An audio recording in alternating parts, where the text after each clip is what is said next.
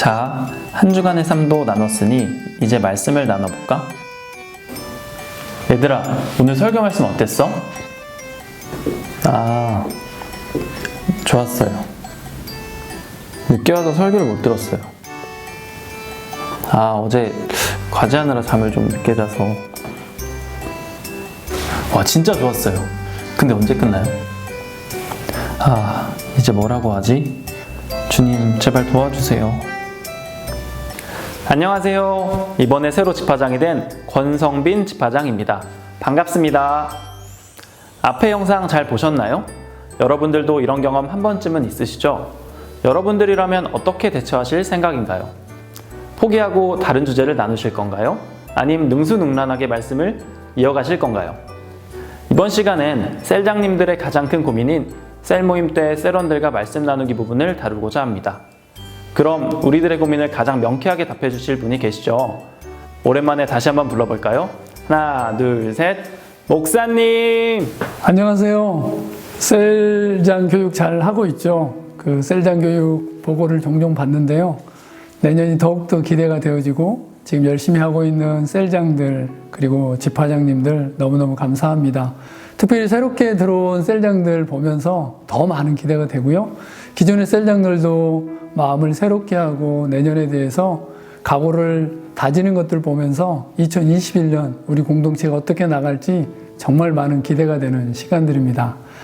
오늘은 세 번째 시간인데 셀에서 말씀을 꼭 나눠야 될까? 또 어떻게 하면 셀에서 말씀을 잘 나눌 수 있는지에 대해서 함께 보기를 원합니다. 4W에서는 바로 세 번째 워드 시간인데요. 첫 번째로 셀에서 말씀을 꼭 나눠야 하나요? 라는 질문으로 먼저 한번 좀 생각을 해보겠습니다. 여러분들의 생각은 좀 어떠세요? 반대로 이 질문을 한번 좀 바꿔보면 어떨까 싶습니다. 만약에 셀에서 말씀을 나누지 않으면 어떻게 될까요? 아마 여러분들은 잘 알고 있을 겁니다. 연초에 이제 셀이 처음 시작할 때 셀장님들은 그런 고민이 있습니다. 먼저 셀원들과 가까워진 다음에 깊이 있는 말씀들을 나누고 함께하면 어떨까라는 생각을 합니다. 그렇게 시작했는데 한 달이 지나고 두 달이 지나고 세 달이 지나고 한 4달 정도 지나면 셀장님들이 저에게 고민을 얘기합니다. 우리 셀이 이렇게 시작했는데 도저히 말씀을 나눌 수 있는 분위기가 되지 않습니다. 어떻게 하면 좋을까요? 라는 고민들. 또 셀에서 말씀을 나누지 않는다라고 했을 때 아마 지금 새롭게 신규 셀장이 되신 분들은 좀 알 겁니다. 셀에서 말씀을 나누지 않고 계속 주변 이야기들을 나누고 또 많은 나눔들이 있었지만 말씀 중심이 아닌 나눔이 되어졌을 때 그 공허함, 또 시간들이 지났을 때 말씀의 갈급함이 있다는 것을 우리는 너무나 잘 알고 있습니다. 셀에서 말씀을 꼭 나눠야 되나요? 당연히 말씀을 나눠야 되죠. 그 첫 번째 이유는 왜 그러냐면 우리 셀 모임의 중심이 무엇이냐를 한번 생각해 볼 필요가 있습니다. 우리는 첫째 시간에 셀이 무엇인가라는 것을 질문했을 때 예수 그리스도를 중심으로 나누는, 예수 그리스도를 중심으로 모이는 것이 셀이라고 얘기를 했는데요. 만약에 거기에 말씀이 빠진다면, 말씀을 나누지 않는다면 세상적인 모임과 전혀 다를 게 없다는 것입니다. 자, 그러면 예수님이 중심이 되어진다는 것은 어떤 의미일까요? 바로 예수님은 말씀이시고요. 그 말씀이 중심이 되어졌을 때 우리는 의미 있는 셀 모임을 할 수가 있습니다. 또 이 셀 모임을 하게 되는 결정적인 요인들이 있는데 그것은 각자의 성장이고 또 그리스도 안에서 성숙해 가는 것이 바로 셀 모임의 목적이기도 하는데 말씀을 나누지 않았을 때 우리의 성장과 성숙이 없다는 것을 우리는 너무나 잘 알고 있습니다. 베드로서 1장 3절과 4절 말씀에는 이런 말씀이 있습니다. 그의 신기한 능력으로 생명과 경건에 속한 모든 것을 우리에게 주셨으니 이는 그의 영광과 더불어서 우리를 부르신 자를 알므로 말미암는데 그 안에는 생명과 또 신령한 모든 것들을 우리한테 또 주셨는데 그것이 바로 하나님의 약속이고 그것을 누려받기 위해서는 바로 하나님의 약속, 말씀을 나눠야만 가능합니다. 데살로니가서 2장 13절 말씀에는 사도 바울이 데살로니가에 있는 성도들에게 감사의 마음을 표현합니다.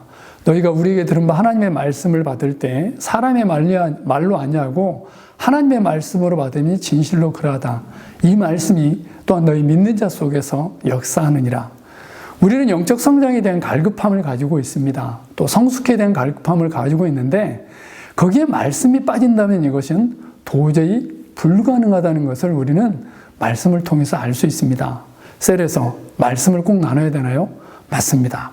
꼭 나눠야 됩니다. 특별히 신규 셀장님들 그리고 기존 셀장님들에게 좀 부탁을 드리는 것은 원칙을 좀 세울 필요가 있는 것 같아요. 꼭 말씀을 나누고 그 다음에 무언가를 나누는 그 원칙들을 셀원들과 함께 세워간다면 첫 번째부터 말씀 중심의 셀 모임이 되지 않을까 싶습니다. 당연히 말씀을 나눠야 됩니다. 우리가 셀 모임을 하는 이유이기도 하고 또 셀원들의 성장을 기대한다면 우리는 당연히 하나님의 말씀을 나눠야만 됩니다. 자, 그러면 어떻게 하면 셀에서 말씀을 잘 나눌 수 있을까요? 앞뒤에 나와 있는 집판장님들의 액션을 우리는 봤습니다.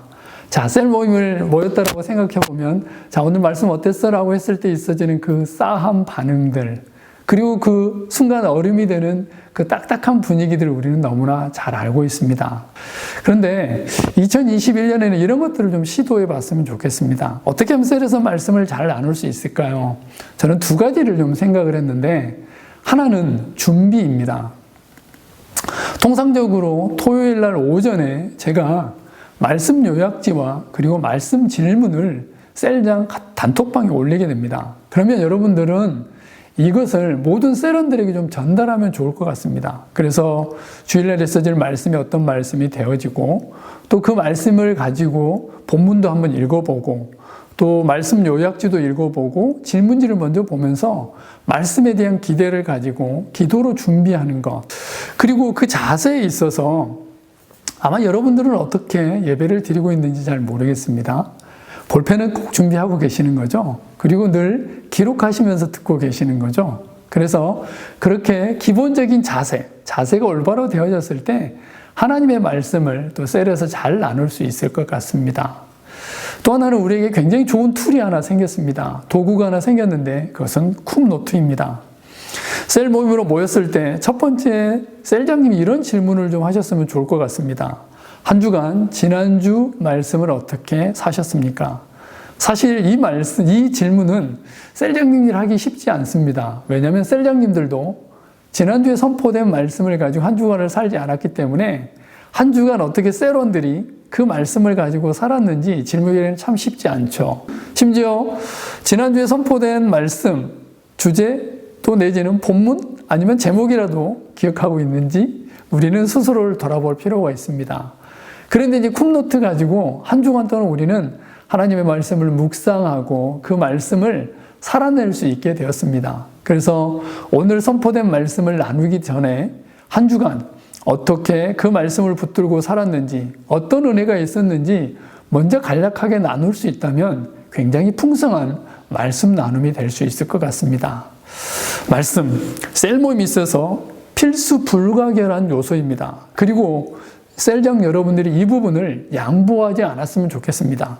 셀원들과의 관계를 먼저 발전시킨다는 명목하에 말씀을 뒷전으로 놓는다거나 관계를 확고하게 한다는 생각 때문에 아우팅을 우선순위에 둔다거나 커피숍에서 커피 먹는 것을 우선순위 한다면 아마 2021년 마지막에 여러분은 또다시 후회할지도 모릅니다.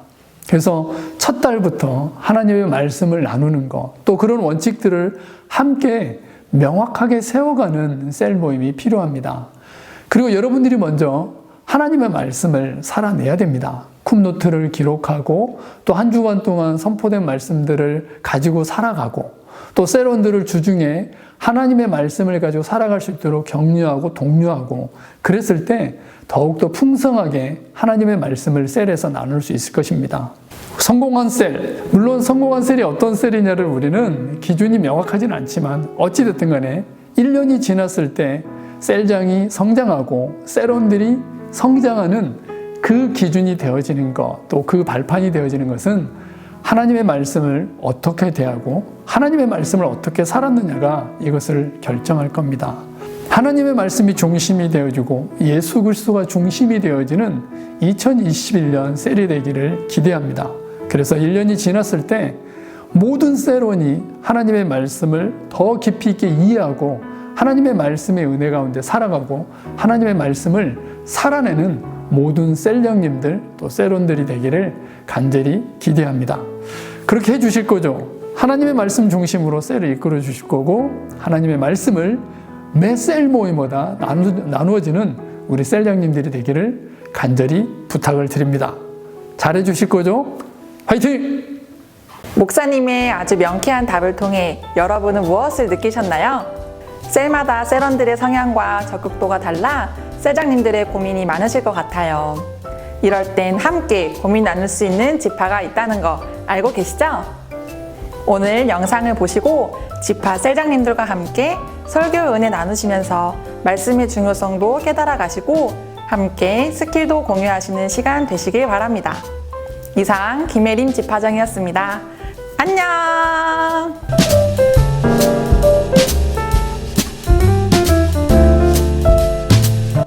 오늘 설교 어땠어? 오, 그렇게도 생각할 수 있구나. 그래. 얘들아, 오늘은 아버지를 떠나가서 재산을 다 탕진하고 돌아온 둘째 아들과 돌아온 동생에게 송아지를 잡아주자 시기한 첫째 아들의 이야기였어. 너희는 하나님을 떠났던 적이 있었니? 얘들아, 좋아. 그러면 우리 설교 요약지 뒤에 있는 말씀을 같이 한번 나눠볼까? 여기 뒤에 있는 거. 첫 번째 질문이야. 한 해를 우리가 어떻게 결산할 수 있을까?